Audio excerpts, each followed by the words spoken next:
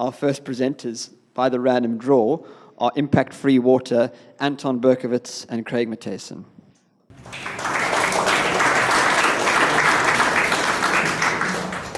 Thanks.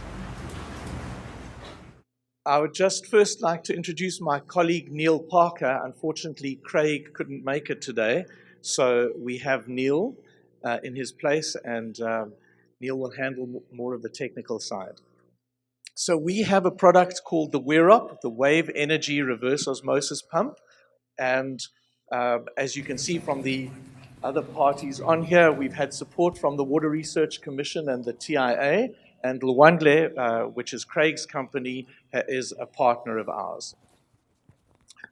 So we all know the issues. We know the problems, the climate change, we know population growth, and there's population migration towards the sea internationally. But 97% of the world's water is sitting in the oceans. There's only a certain amount of effluent you can treat, even if it is as cheap as Jane said it is. So the question is, why isn't desalination the obvious solution?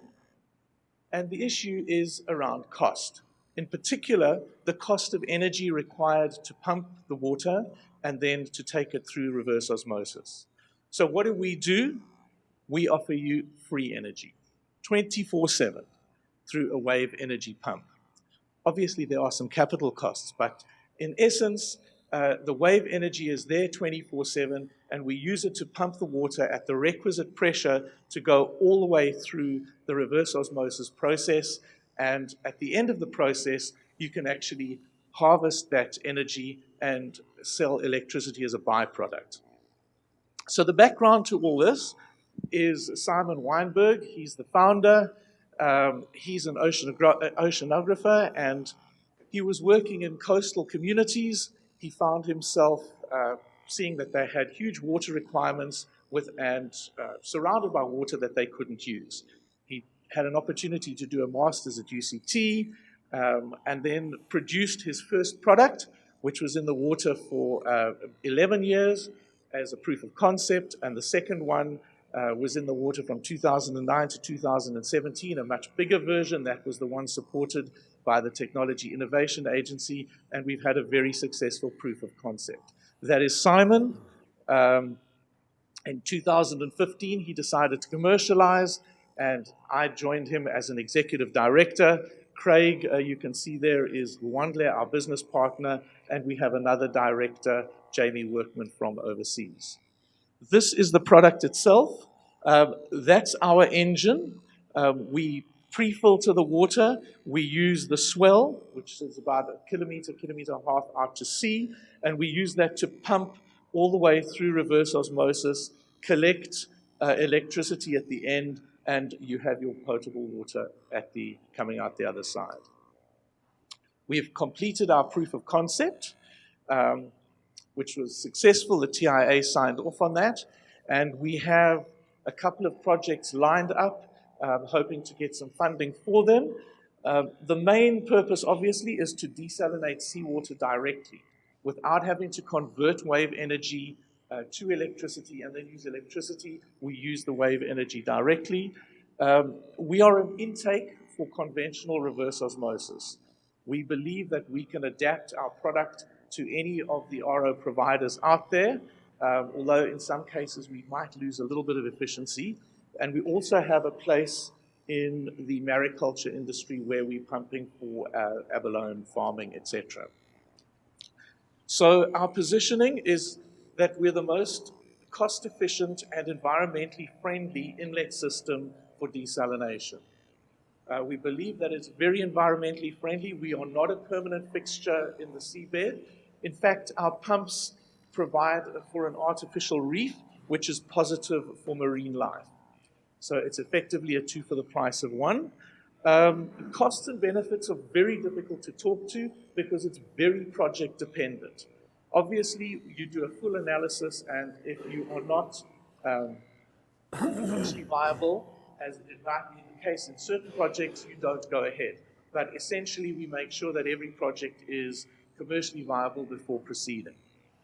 And we're happy for clients to either buy the system outright or give us an offtake agreement. The way it's structured, there are minimal overheads. There's very little maintenance that needs to be done. So how do we showcase GreenCape? We believe that we have an industry-leading product.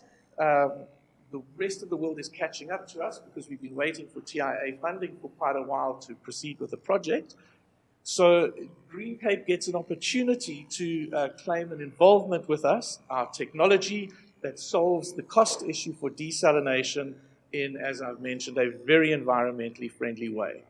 Okay, we believe that it's the only long-term water solution. So thank you very much for that, and we hope that we can be making our products in the Western Cape, possibly at Atlantis. Thank you.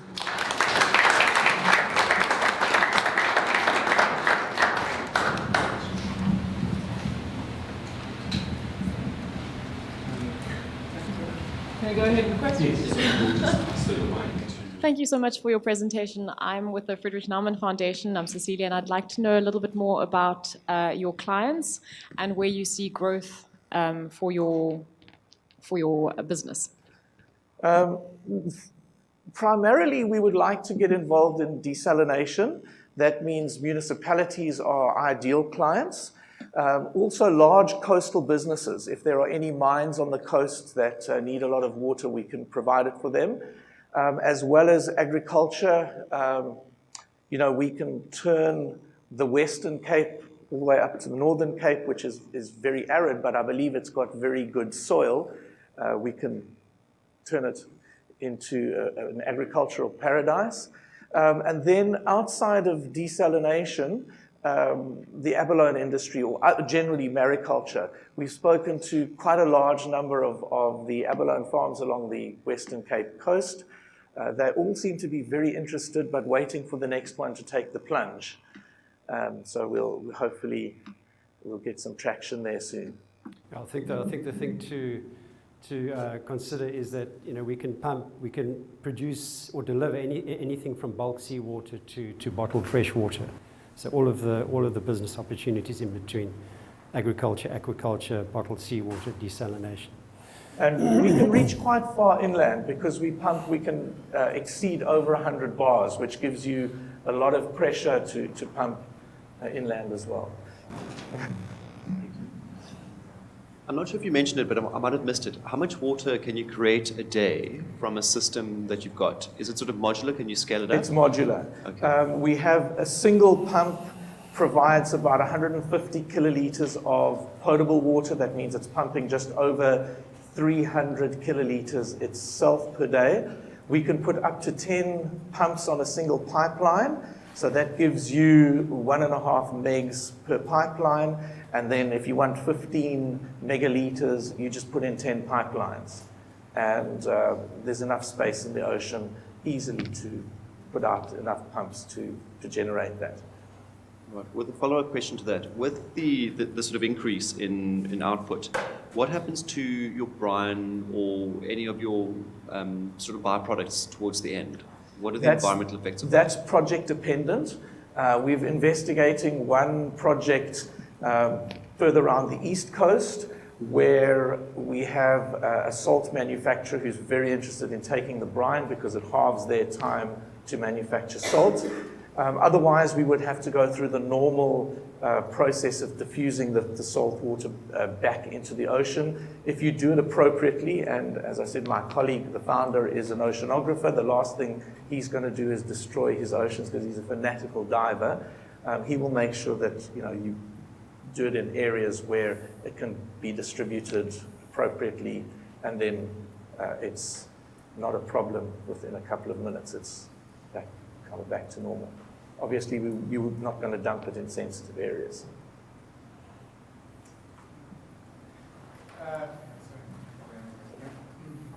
Yeah, thanks. I mean, you obviously said that one of the key selling points of this is that you're reducing the costs of diesel. Yes. But you haven't given us an idea of, I mean, I think you mentioned something about 15% reduction or something around that. But I just wanted to kind of get into that a bit more. So, I mean, if we're looking at permanent desalination, that's around about 15 Rand a kiloliter. What kind of offtakes would you be looking at? I know it's dependent on size and things like that, but just to give us a sense of what you think you would be able to compete with. We did model one, and we came out at just over 12 Rand a kiloliter. That is very condition sensitive. The bottom line is that electricity is probably about 60% of your operating cost, and we take that out. And when you look at that cost as part of the entire running cost, because that we haven't included maintenance in there, we probably believe we can comfortably save 25-30% on any of the RO projects. But again, it depends on the percentage of the RO project that is dependent on your site works and all sorts of other things. Our component on the inlet side, we're definitely cheaper than comparable inlets. And just to follow, you could do it on a large scale as well. So yeah, we just add more pipelines and more so pumps. 120 megaliter plant you would be able to look at. You could. You'd be using quite a lot of sea space there, but it's certainly not out of the question. When we looked at the Western Cape, when everybody was talking about desalination, we recommended, we don't do the RO, so we were talking to RO providers. We were recommending to them that based on our technology, it's viable probably to have slightly smaller than 120. I'd rather have, say, 6 20 megaliter plants and have them strategically closer to where the water is required and feed them into your grid there. I've got two quick questions. The first relates to your durability. You're sitting in a saltwater brine environment with moving parts and waves and so on. How do you ensure that this doesn't wash out to the ocean, that moving parts don't break? How do you factor for your maintenance cost, your life cycle maintenance cost? The technology sat in the water for the two of them for an extended period. They came out pretty much non-corroded. A couple of reasons for that. Firstly, the worst part for your corrosion is actually near the surface. We're sitting on the seabed. And then we have sacrificial anodes. And between those factors, we've basically ensured that that is not an issue. There's very little maintenance required. We're pumping at very high pressure, so it keeps the pipelines pretty clean. And we form an artificial reef. It doesn't matter whether you get mussels or whatever growing on the items. We've kept the whole design very simple, few moving parts. It constantly aligns itself to the prevailing waves so that there's never a stress at the wrong angles. And well, the 9 years that we had it in, it was quite happy to be there.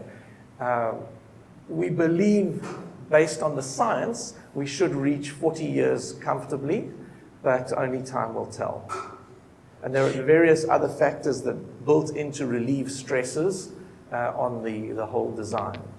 And then the other thing is you're working in an open ocean. What is the impact, regulatory impact, permitting, environmental permits, anything like that? We still need to go through the full environmental impact assessment. We haven't had a client that has required us to do that yet. But one of the reasons I made the claim that we're the most environmentally friendly is that we're not building in the ocean. We build inland. We have a BEE level 1 fabricator in Epping that makes them. We float them into position, drop them down, and it attaches in a non-permanent way to the seabed. 3 different mechanisms to attach, and then you just put the pipeline in and off you go. Yeah. So it's they don't, unlike the wind turbines, they don't have massive concrete bases that need to stay on the ground. And we can lower the float mechanism to below sea level surface, so it doesn't have that visual impact as well.